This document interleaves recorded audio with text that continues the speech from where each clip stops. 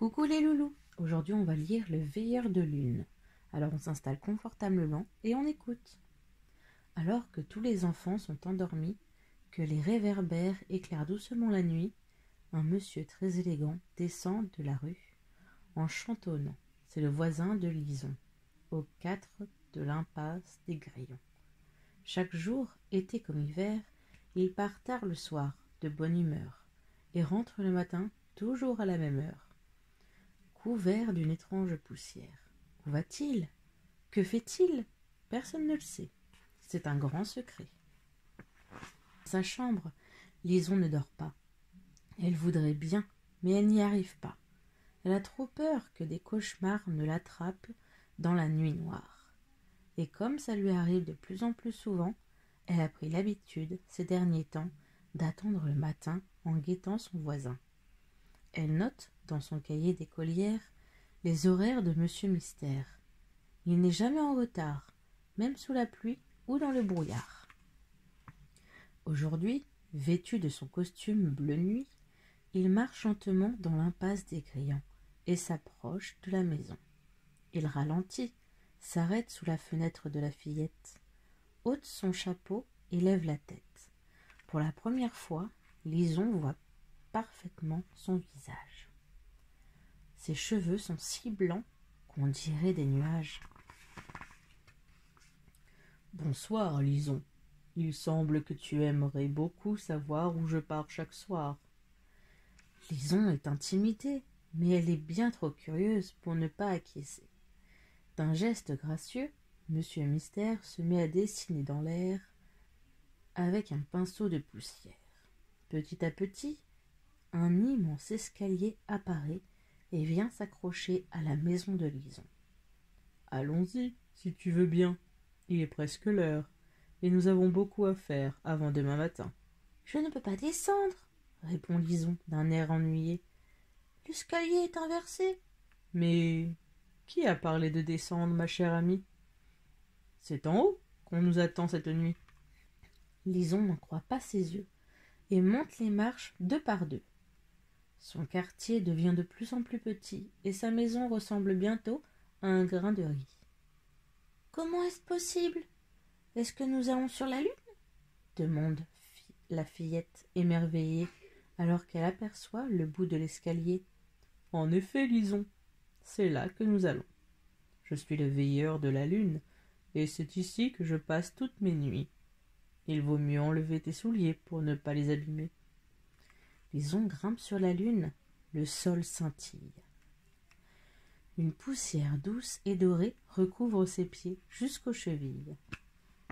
« Je suis là pour veiller sur elle et pour récolter sa poussière. C'est un travail très important dont je suis fier, » poursuit Monsieur Mystère. « Dans ma famille, nous sommes veilleurs de lune depuis plusieurs générations, disons. Mon arrière-grand-père l'était, mon grand-père l'était, mon père l'était. Nom d'une lunaison. Nous n'avons pas le temps pour cette discussion. Il nous faut nous mettre au travail rapidement pour aller visiter les enfants. »« Les enfants ? » ?»« Attrape ton balai et fais comme moi, petite Lison. En chemin, nous parlerons. » Avec enthousiasme et application, Lison fait de jolis tas de poussière pour Monsieur Mystère. Par moments, elle sent la lune se trémousser sous ses pieds. « La lune est une chatouilleuse, de temps en temps, » lance le veilleur de lune en souriant. Lison ne peut pas résister. Elle fait un plongeon et se roule dans la poussière dorée. Avec ses petits doigts, elle chatouille la lune, qui ronronne et se met à danser. « Je suppose que nous avons bien 5 petites minutes pour ceci, » dit Monsieur Mystère, avant de sauter à son tour dans la poussière. « Voilà bien longtemps que je n'avais pas osé faire ça. » Lison et son nouvel ami rient aux éclats quand la montre du veilleur décoiffé se met soudain à sonner. Un immense train coloré se rapproche doucement de la lune. Monsieur Mystère attrape la main de Lison et tous deux sautent dans le premier wagon.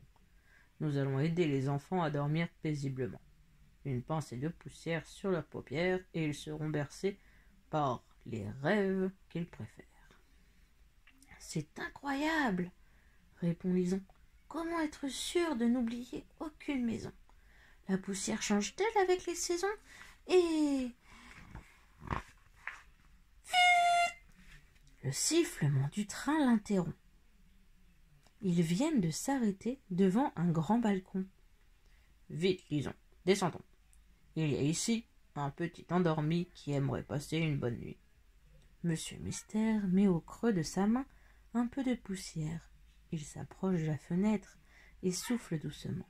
Aussitôt, un sourire se dessine sur le visage de l'enfant. Mission accomplie. En route, ma jeune amie. Il est déjà presque minuit. Durant toute la nuit, Lison et le veilleur, aux cheveux nuages, distribuent des rêves sans relâche. Des songes d'aventuriers, de princesses et de chevaliers. Des souvenirs de vacances en été, des rêves de paysages colorés et des gourmandises comme s'il en pleuvait. Bientôt, tous les petits sachets sont vides. Il est temps de rentrer, Lison. Nous allons te ramener. Lison hoche la tête. Elle est épuisée et ses yeux commencent à se fermer. Alors que le train siffle devant la fenêtre de la petite fille, le veilleur de lune souffle sur ses derniers grains dorés. Il offre à Lison un rêve magnifique. Un rêve rempli de couleurs et de musique. Voilà de quoi te réconcilier avec la nuit, pour de bon, petite Lison. Dans le silence de l'aube, le train disparaît à toute allure. Le veilleur de lune secoue un peu son costume, lance un clin d'œil à la lune et rentre en fredonnant sa chanson, aux 4 de l'impasse des Grillons. Voilà, cette histoire est terminée. N'hésitez pas à vous abonner si vous aimez mes histoires et à mettre un pouce en l'air, ce qui m'aiderait beaucoup. Et si tu veux rien louper, active la petite cloche pour être le premier à écouter les nouvelles histoires. À bientôt!